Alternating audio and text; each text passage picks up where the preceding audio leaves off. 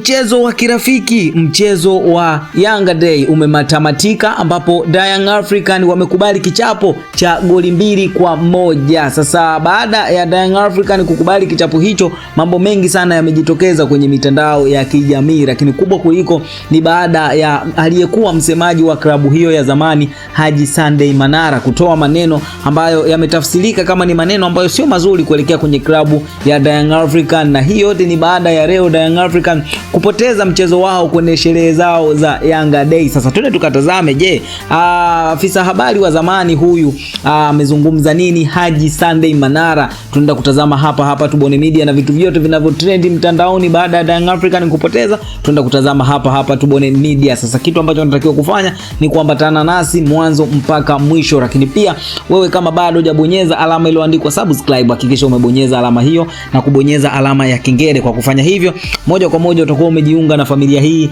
ya michezo na burudani. Sasa naam, leo tumeshuhudia tamasha kubwa la kihistoria barani Afrika na duniani kwa ujumla. Ni siku ya wananchi, siku ya Yanga Day, ambapo wananchi walikuwa na jambo lao kwenye dimba la Uhuru pale jijini Dar es Salaam, ambapo waliandaa sherehe zao kwa ajili ya kutambulisha baadhi ya nyota na wachezaji ambao wamesajiliwa kwenye kikosi cha Young African kwa ajili ya kuja kuongeza nguvu kwenye msimu mpya wa mashindano 2026-2027. Nyota kadhaa ambao tumeshawaona wametambulishwa na kikosi cha Young African, lakini kubwa kuliko ni mchezo ambao ulikuwa ni wa kirafiki dhidi ya Young African na Les Du Angelos ya kule Kongo Kinshasa, ambapo mchezo huo umetamatika. Young African wamekubali kichapo cha goli 2-1, na mchezo huo Young African ndio walikuwa wa kwanza kupata goli kupitia mkwaju wa penalty ambao ulipigwa na mshambuliaji Peter Shalulile ambaye wamemsajili kutoka Mamelodi Sundowns baada ya Les